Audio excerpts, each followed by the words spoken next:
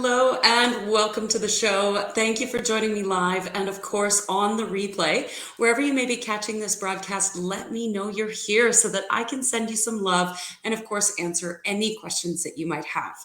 My name is Cindy. I am a quantum numerologist and wealth activator, and I work with an organization that is passionate about helping people seize their personal power, which helps to increase your prosperity, helps you to land into your true purpose in life, and opens up massive, limitless possibility for you. So just like we can predict the weather, so too can we predict the energetic influences, the energetic weather that we will be experiencing, so that we can leverage that to our advantage to seize more of that personal power and to reclaim the mind. And as we look forward into the week of September 6, 2021, we've got this energy showing up of absolute devotion to self. We start the week on Monday on a 2 energy day, and we end on Sunday in an 8 energy day. Now, the 2 wants this connection, deep love, deep purpose, and this partnership. But what's really coming through for me is not necessarily partnership with other people. That's simply a mirror for your level of partnership with yourself, with your higher self. Are you connecting with your higher self on a regular basis? Is this a ritual for you? Have you made this a habit? And really just checking in on a daily basis, sometimes more than once a day, and checking in with that higher self so that you can connect and be dedicated and devoted to your partnership with that first and foremost, and then connecting outside of yourself with other people, business partners, in intimate relationships, all of those pieces. Now, we've got a new moon coming in next week as well on that 2 energy day. It comes in Pacific time in the afternoon on Tuesday in that 2 energy day. So it's an amplification of that connection and partnership. That new moon is in Virgo energy.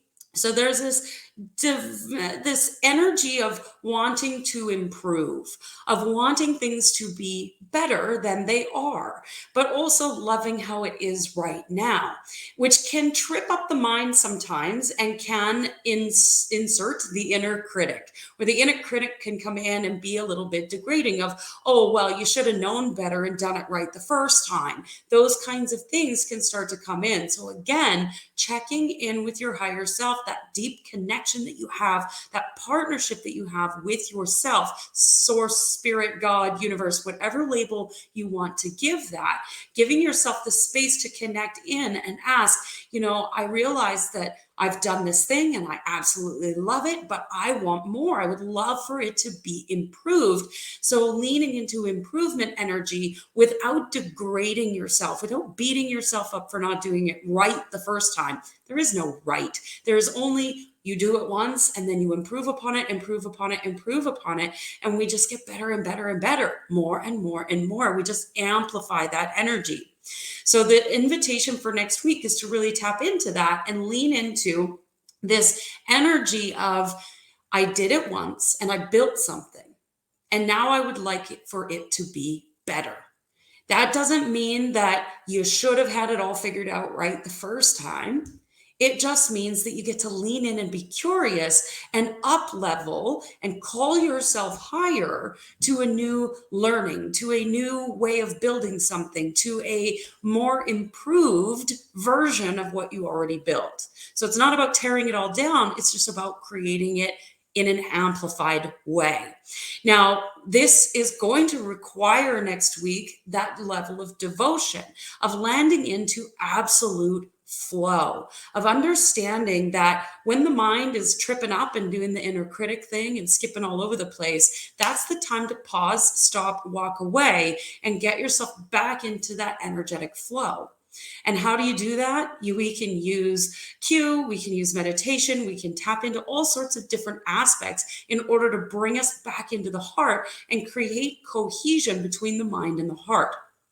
If the mind is questioning and doubting and insecure about the actions you're taking, that's the invitation and the recognition that your mind and heart are not in coherence. And so we stop, we drop, we roll, and we bring the awareness of the mind back into the heart. And we choose to love whatever is happening in this moment, and then choose how we want to experience the next moment. It's about acceptance and choice.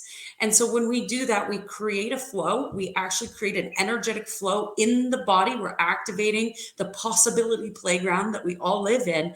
And then that creates a circuit that moves into the quantum field, which activates limitless possibility.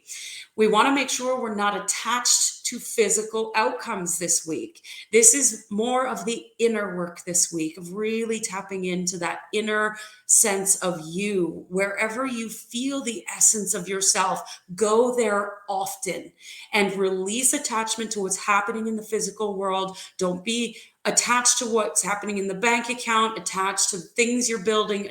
Attachment is not the name of the game this week. Understanding that you are the CEO of your life and you choose that from the inside first and then move it out to the outside. That's going to create incredible momentum and flow for you. And the outside resources will reflect back to you without that attachment.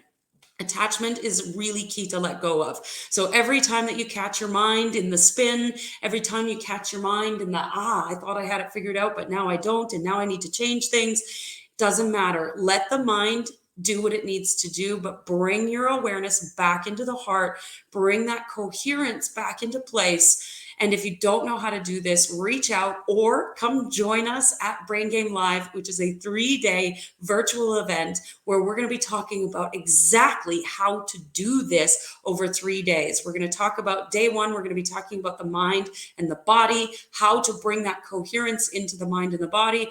Day 2, we're going to be talking about how to bring coherence into relationships. And day 3 is all about purpose and career, which includes the money too. So join us for that. I will make sure that there is a link in my bio or in the comments so that you can grab your ticket for that event. It's going to be absolutely incredible, and I cannot wait to see you there.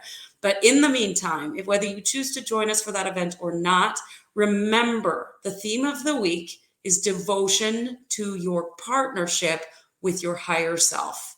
So land into that this week, interrupt the mind, and bring yourself back into cohesion.